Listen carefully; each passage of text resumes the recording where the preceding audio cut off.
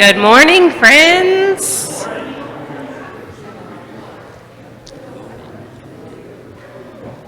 I'm so glad to see your pretty cute faces today.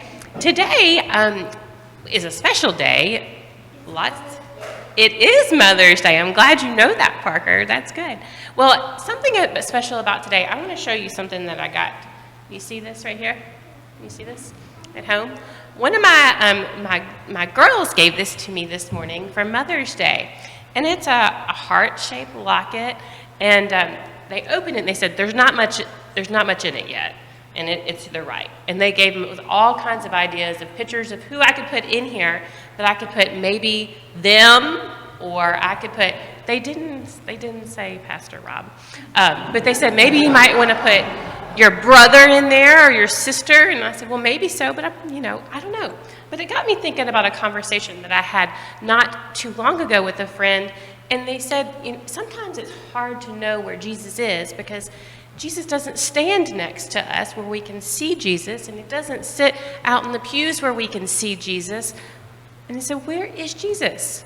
In heaven. In heaven. But I also kind of like to think that God and Jesus is all around us, that they live in our hearts. And so this might be an empty heart right now, but I can fill it up.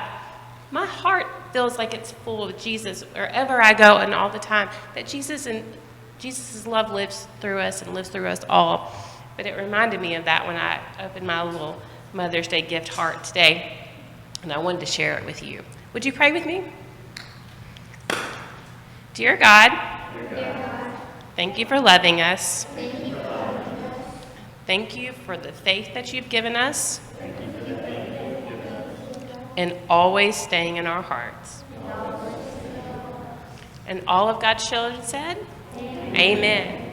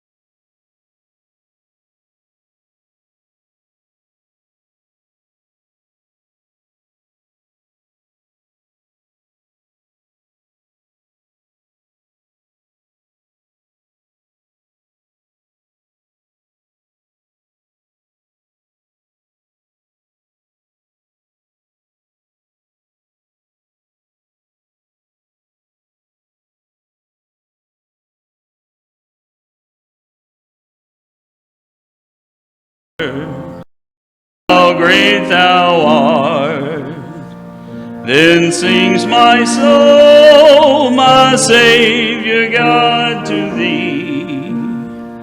How great thou art, how great thou art, when through the woods and forest glades I wander, and hear the birds sing sweetly in the trees.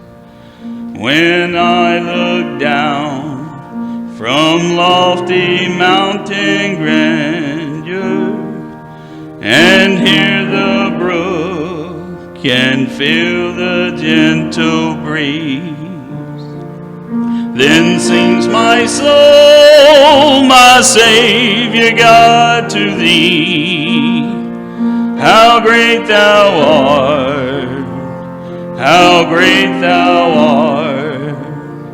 Then sings my soul, my Savior God, to thee. How great thou art, how great thou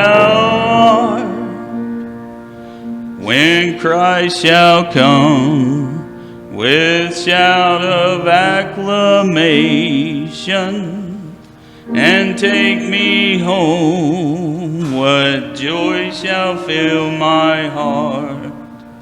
Then I shall bow in humble adoration and there proclaim, my God, how great thou art. Then sings my soul, my Savior God, to thee. How great thou art, how great thou art. Then sings my soul, my Savior God, to thee. How great thou art, how great thou art. Amen.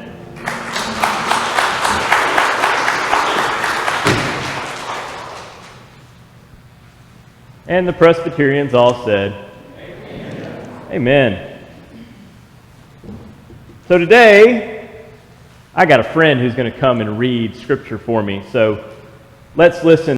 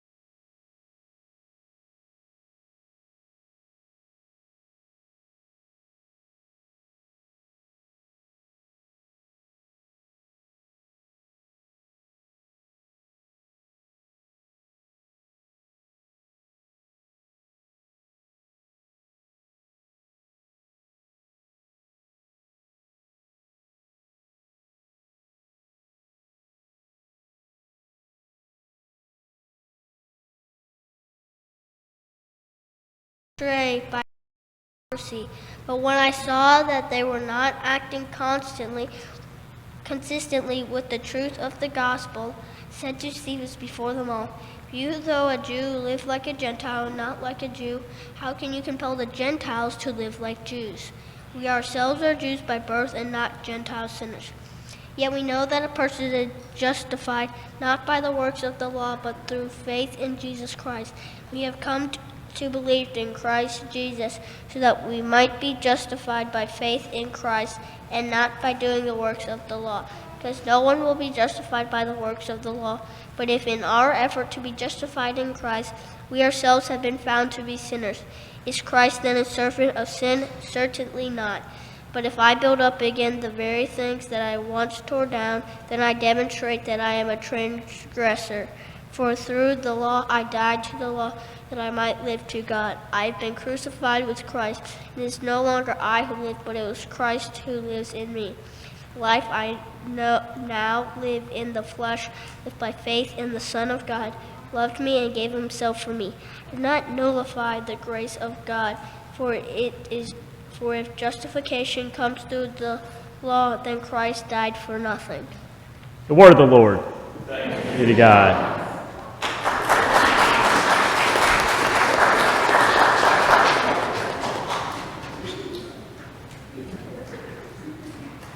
He pronounced a lot of those words a lot better than I do, so great job. So, my friends, let us go to God in prayer. God, we give you thanks for this word read this day, and may we proclaim this word as well as it was read, and may these words find a place in our hearts and in our lives as we do your will in this world. In your name we pray. Amen. So Nick and I were just talking before church and looking at the rain outside. We don't know if we're going to be playing baseball at all this week because of just how wet it is. And some of you may or may not know that I help coach baseball. Yeah, they let me help. They know better than to let me be the head coach because I get a little bit too competitive and probably would not be a very good example for this church if I were in charge. Plus, people would realize I didn't know what I was talking about. But the main thing that I do is any age group that I've helped coach, from 6-year-old up to 10-year-old, is I begin with the very basics of baseball. And that very basic fact, whenever a young person comes to one of our teams, I tell them there is one body part that is more important than any other body part when it comes to playing sports. And what is that, Liam? Your eyes. Your eyes. Why are your eyes important, Wendy? You got to keep your eye on the ball. That's right. And anytime that we record on a cell phone a young man or young woman who's playing baseball or softball and they miss the ball when they're swinging, or if they're in the field, or if they are simply walking by, the first thing that we notice is that they took their eye off the ball. Sometimes it does take a funny hop, but if you're in the field and you miss the ball and you're looking over here, it's because it went that way. Or if you miss the ball in the air because you're looking that direction, it's because you took your eye off the ball. And if you strike out, often what I'll see is I'll see somebody's eyes going this way while the ball is going this way. And so they take their eye off the ball. But the thing is basics. The basics of life, the basics of baseball, it always comes down to keeping your eye on the ball. Tracy and I took Liam and Adeline to a Redbirds game last night, and anytime we saw somebody strike out, sure enough, you would see their head going this way and forgetting the basics of the game of keeping your eye on the ball. My dad's here, and he taught math for a number of years. I think it was 117 years or something like that he taught math. I can't remember the number. It's pretty big. But in teaching math, he taught algebra. And before a student could learn that 1x plus 2x equals 3x, right, Dad? Okay, good. Before they could learn that 1x plus 2x equals 3x, what must they learn first? 1 plus 2 equals 3. Right? You've got to begin with that. My mom's here, and she was an elementary librarian for a little bit longer than Dad was a math teacher.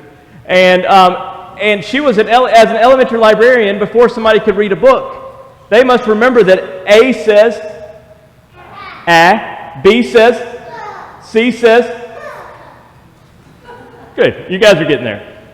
But you have to remember the basics of whatever it is that you're doing. Whatever you do in school, whatever you do for your job, you have to remember the basics. And over the last few weeks, we have been watching as the early church tries to remember the basics, tries to remember those simple things. No matter how many times, though, that they work at it, when you forget the basics, as they often did, then you sometimes fall behind. Because the thing is, execution is hard if you don't practice. If you don't practice. And we've watched the early church forget those simple ideas of practicing what it is that they've always learned. We have discovered their inability to let go of old habits in order to take on the new ones. We have watched as they have learned to accept others based on differences and then forget that they're supposed to accept others based on differences. We have seen just how difficult it is to keep that very foundational rule, that very simple thing, to remember that Jesus loves me, Jesus loves you, and we're supposed to love one another. We're supposed to love our neighbor. Not someone who looks like you or acts like you or has the same hairstyle as you. You're supposed to love your neighbor unconditionally, regardless. Yes, we have seen as people in the early church had a hard time accepting that there were people who looked at the world differently. They had a hard time as Jewish Christians recognizing that there were others out there who had different perspectives of life. Even the Hebrew Jewish Christians had a hard time accepting the non-Hebrew Greek Jewish Christians. They had a hard time because of language barrier. And so they had to learn that lesson. They had a hard time with folks like Stephen, who they felt had one job to do and then did another. Stephen was supposed to stay in his lane, and they had a hard time accepting that he got out of his lane. Then we saw God begin to push boundaries to include folks from different countries and different life situations as we saw the Ethiopian eunuch become the first to be baptized in the book of Acts. Then we saw the last week as church leaders themselves, Peter and Paul and others, began to butt heads about if a Christian should become a Jew before they become a Christian. And you think that finally, after last week's discussion and all this we've been going through, that they would finally learn their lesson to keep their eye on the ball. But then we realize that they haven't. In fact, Paul, the Apostle Paul, had to write a whole lot of letters to these people because they kept forgetting to keep their eye on the ball. They kept forgetting 1 + 1 = 2. Yes, right when we think that they've got it figured out, today's scripture happened. The Apostle Paul had been working with a loving congregation of new believers in a part of Asia Minor known as Galatia. It's not a town, it's actually a section. It's a group of people in Asia Minor. And in Asia Minor, you have a lot of Jews that have traveled that way, a lot of Hebrew Jews, but you've also got a lot of Gentiles, a lot of non-Jewish people. And the biggest confusion that is happening in Galatia is who is in and who is out. Who's in, who's out? What should they do to be in? How should they get there? Who's in, who's out? For Gentiles, for generations, had been considered the other. And to the Gentiles, the Jews were the other. There was no love lost. They didn't like each other for generations, and they were told not to like each other. It was the Hatfield and McCoys times 12. They were grown up to don't trust the Gentiles, don't trust those Hebrews, don't trust. When all of a sudden, some of these non-Jewish Gentiles begin to believe in Jesus, and they don't know what to do with them. What are we supposed to do with these others that we've always been told were the other? And now they're wanting to get on sessions, and they're wanting to be part of our church potlucks. They're wanting to bring their food to our church potlucks. What do we do with them? And so they call on Paul to sort it out. Paul to sort it out. And so Paul begins by saying, all right, you think that you have an understanding of who's in and who's out. Let me explain who I am. Have you forgotten my story? Have you forgotten who I am? And I think there's times that I get up here and folks say, well, Rob, I can't really do this in the church because I don't have the skills. And I'm like, let me tell you my story. And then once people find out more about me, they realize, like, well, if this guy can preach, anybody can do anything in the church. And so Paul says, hey, listen to my story. And then you realize that any of you can do this if you follow Jesus. Let me remind you who I am, Paul says. Remember that Stephen guy, the one who got stoned for simply pushing the boundaries? Well, it was me who oversaw the whole thing. It was me. Remember when this Jesus movement was first beginning? Well, it was me who tried to stop it. Remember when the church first tried to come to Galatia, to Asia Minor? Well, it was me who forced them to stop and to close. Remember that? Remember that before you ask for my opinion. Look at me.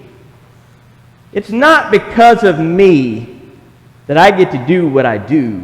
It's not because of anything that I've done that I get to be part of the church and to help lead the church. And it's not because of you, Galatians, that anyone else gets to be part of the church. It's not because of anyone or any person. It's not because anyone earned their way. It's not because anyone was good. Paul says even Peter, here he was called Cephas. You remember that name Cephas. It's the Aramaic word for stone. just another name for Peter. Peter had a hard time accepting me. Peter, Cephas, had a hard time letting in Gentiles too, but we get it. They've always been on the other side.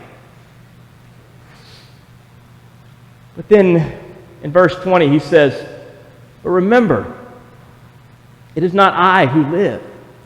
It is not I who have control of who is in and who is out. It's not about Paul or Peter or Tom or Jerry or Nick or Rob or Jasper or Amy. It's not about any single person.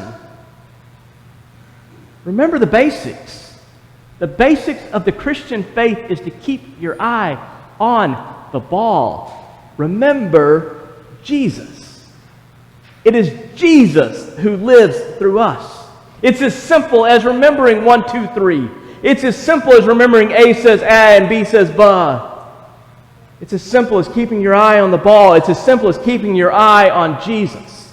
Because when you remember Jesus, it is not us who have the final say. It is not us who bless others. It is not us who have the opportunity to love others. It is Christ living through us. For we are but shells of something else without Jesus in our lives. Martin Luther, I've shared this story before, but Martin Luther used to show up to the same church week after week after week and preach the gospel of Jesus every single week. Sure, he liked the Old Testament and he wrote his books about the epistles, but when he preached, he always preached from the Gospels. He always told the story of Jesus.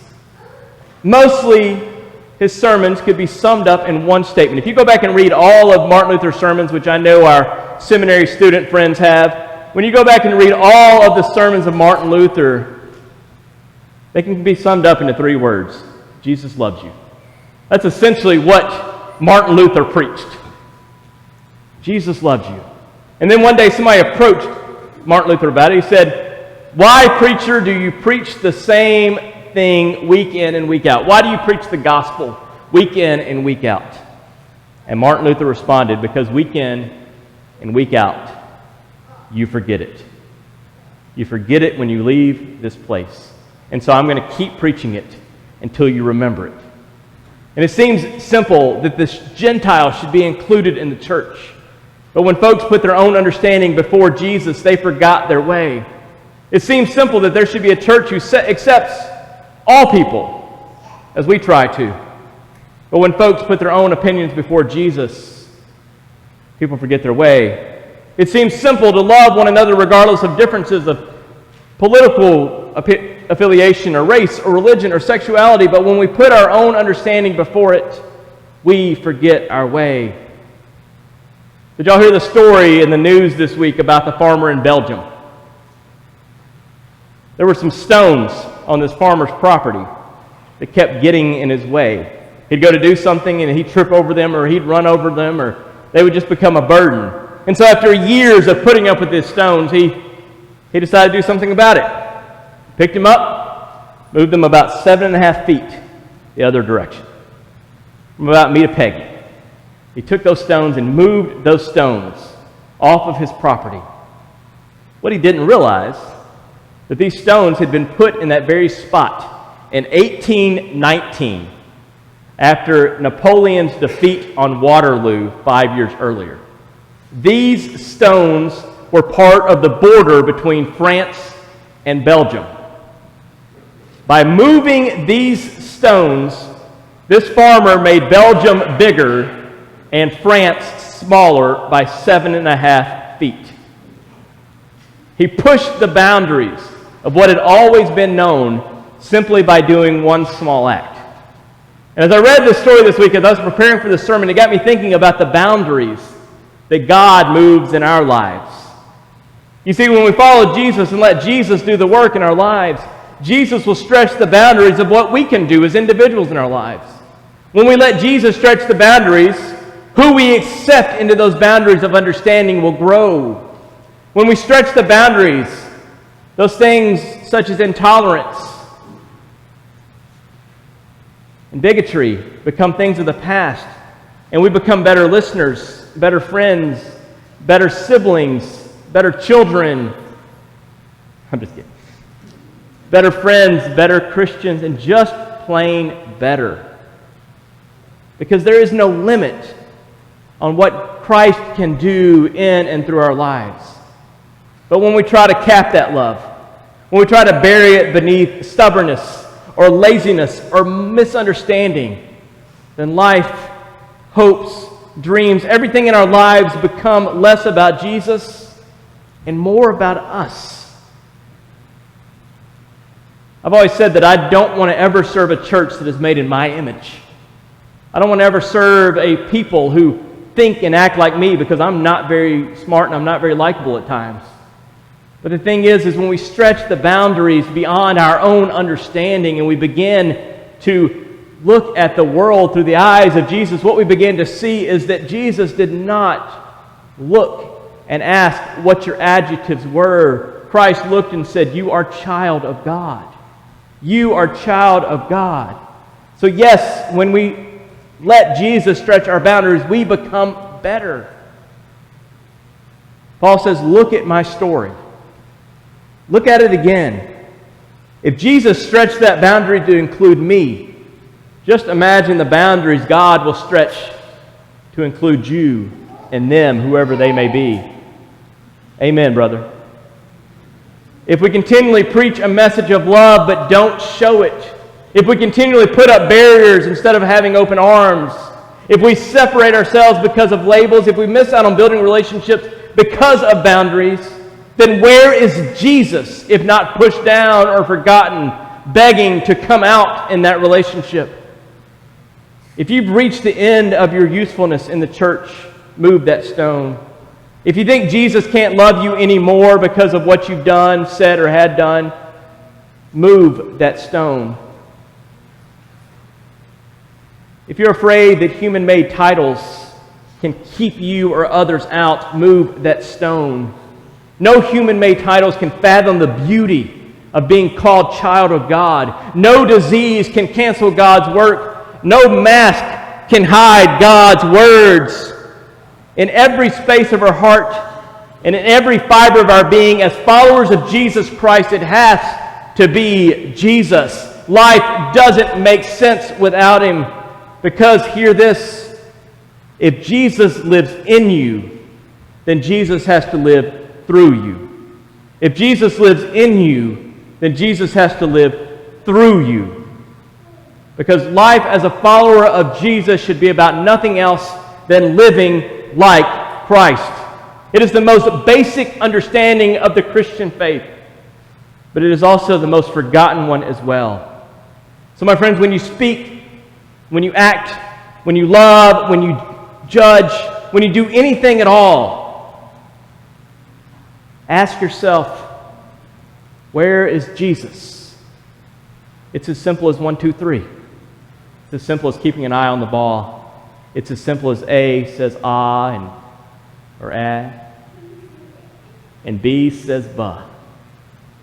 My friends, when you do anything at all, ask yourself, where is Jesus in this? It's just that simple, and it's just that hard. Amen and amen. Let us stand and confess what it is that we believe together. Wait, I'm looking at last week's bulletin. Helps if you look at this week's bulletin, Rob. Hey, y'all, we're going to sing. Let's sing A Rock of Ages, Cleft for Me. Please stand. We're going to sing verses 1 through 3.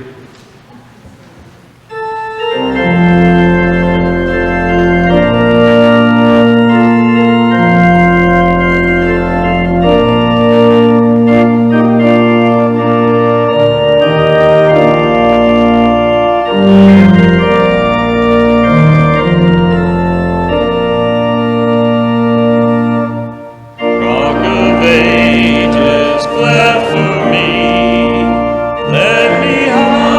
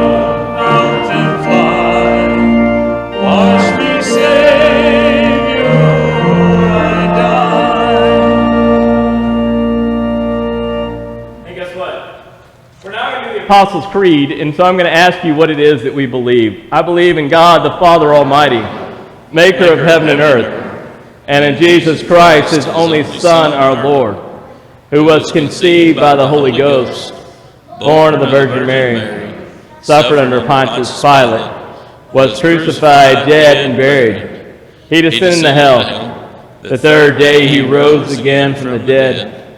He ascended into heaven and sits on the right hand of God the Father Almighty. From thence he shall come to judge the quick and the dead. I believe in the Holy Ghost, the Holy Catholic Church, the communion of saints, the forgiveness of sins, the resurrection of the body, and the life everlasting. Amen.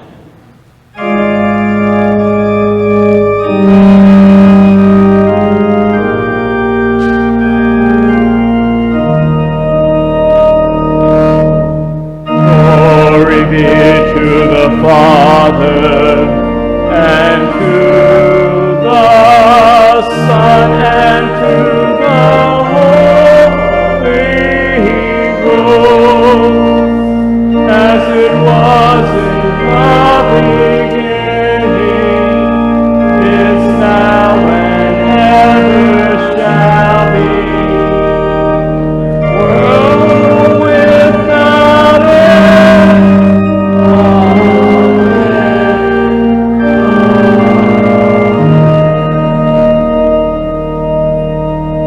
Amen. Please be seated.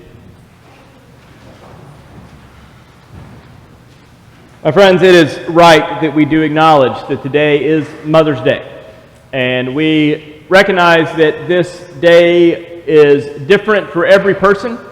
And there's a litany that I've read to you over the last several years that I think is appropriate for us to read together this year. And so I'm going to invite you to join me in this Mother's Day litany that is on the screen this day. To those who gave birth this year to their first child. We celebrate with you. To those who lost a child this year. We mourn with you. To those who are in the trenches with little ones every day and wear the badge of food stains. We appreciate you. To those who experienced loss this year through miscarriage, failed adoptions, or running away. We grieve with you. To those who walk the hard path of infertility, fraught with pokes, prods, tears, and disappointment, we walk with you. Forgive us when we say foolish things. We don't mean to make this harder than it is. To those who are foster moms, mentor moms, and spiritual moms, we need you. To those who have warm and close relationships with your children, we celebrate with you. To those who have disappointment, heartache, and distance with your children, we sit with you. To those who lost their mothers this year, we grieve with you. To those who experienced abuse at the hands of your own mother, we acknowledge your experience. To those who lived through driving tests, medical tests, and the overall testing of motherhood, we are better for having you in our midst. To those who will have emptier nests in the coming year, we grieve and rejoice with you. And to those who are pregnant with new life, both expected and surprising, we anticipate with you. This Mother's Day, we walk with you. Mothering is not for the faint of heart, and we have real warriors in our midst. We remember you. Amen and amen. My friends, it is right that we pray with and for one another. Those who are mothers, those who are not, those who have times of opportunities in these various places. It is right that we pray with one another. First off, we want to give God thanks for the opportunity to continue to gather together. It's good to see faces we have not seen in quite some time. Looking at fellow reverends back there, and so hello. Any updates in life you want to tell us about? It's finals week. It's finals week. We get some credit for that. That'd be pretty good. Cool. And you're graduating, right? Woo! Congratulations. And Martin, what are your summer plans? I'm taking an internship at a job it's called Pleasantville Prep. Okay. You're going to be the main guy. There you go. Well, don't call me. Just kidding. You got me on speed dial. I appreciate it. And in case you don't know the news,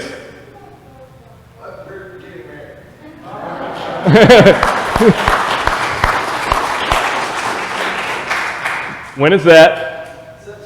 September. In Atlanta. So praise God for that.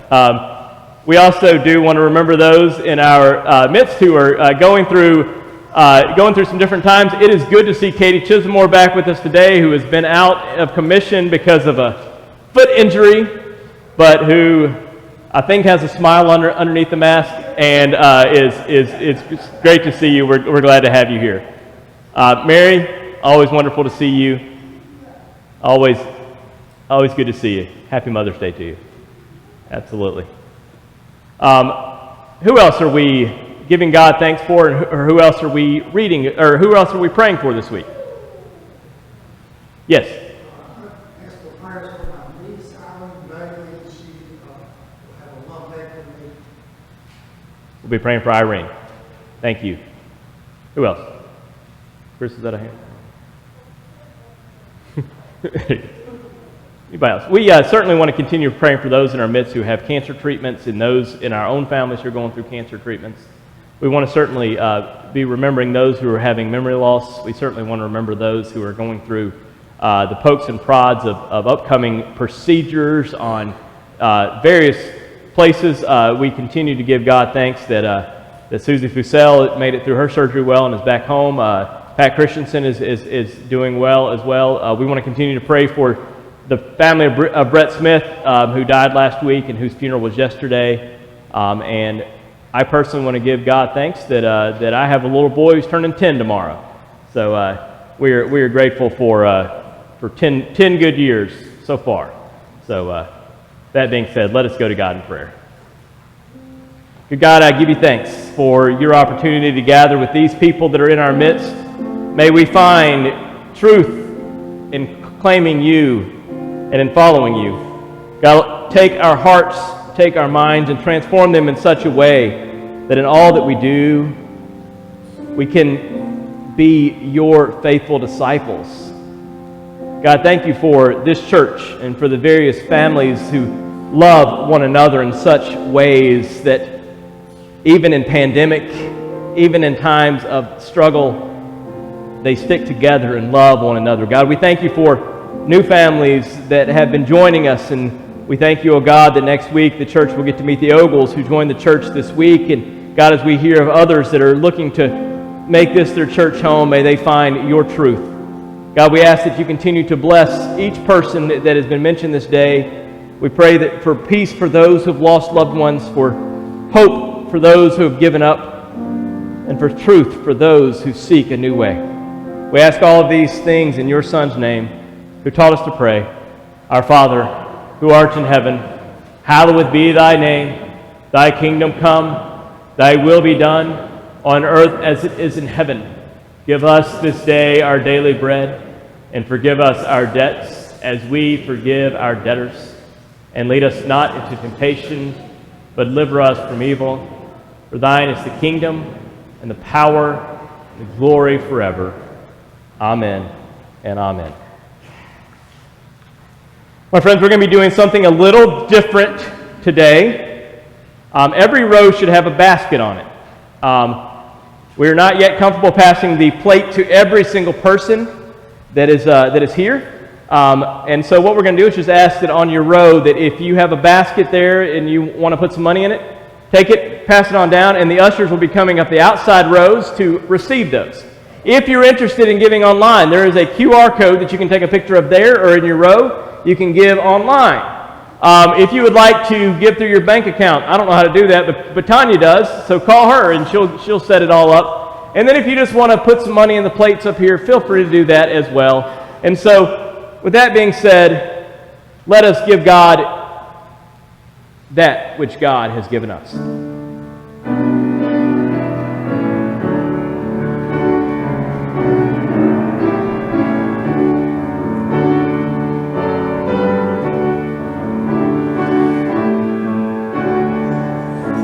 Please stand.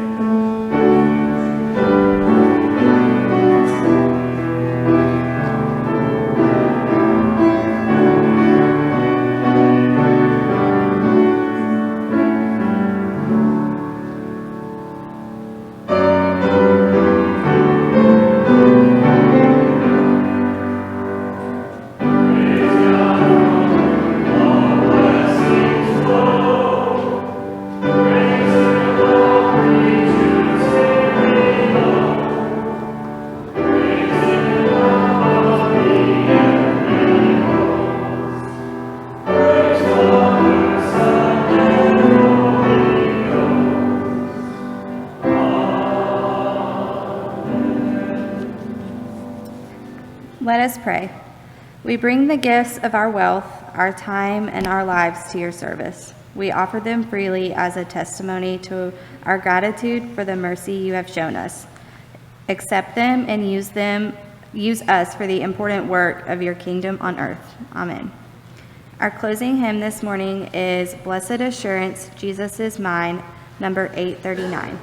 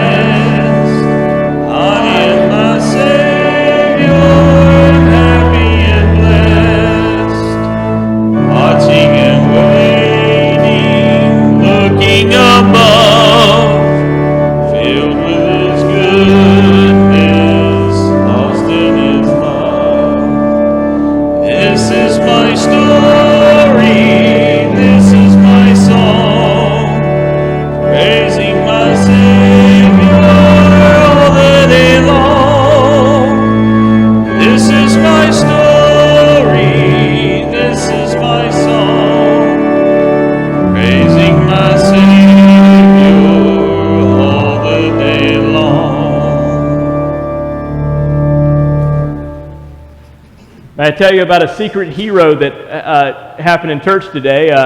Some of you may know that lightning struck like right beside the church right before Sunday school today, and pretty sure knocked out the internet. And so we were hoping that the camera would come back on. Jenny was up there, and we appreciate Jenny trying to get it, and she recorded it. But Tracy grabbed her phone and ran down here and recorded the entire service for Facebook Live on the front row, holding it up and like making her hand shake and everything else. And so on Mother's Day, I give God thanks for the mother of my children and my beautiful wife for many things, but especially for jumping into places wherever she's needed in so many different ways. So thanks, Tracy, for that. She said, now stop talking because my arm's hurting. My friends, as we go into this world, into this rainy, dreary place, we go as people who live as Christ. We go as people who represent Christ in all that we do. And so I ask you today, what is the purpose that we go with? Guided by the Holy Spirit, we strive to be a beacon of hope to all creation by witnessing to the reconciling love of God and the transforming grace of Jesus the Christ. So my friends, go into this world remembering the basics, remembering that it is about Jesus and nothing else. And so keep your eye on the ball. Keep your eye on Jesus. My friends, go in peace. In the name of the Father, Son, and Holy Spirit. Amen. Amen.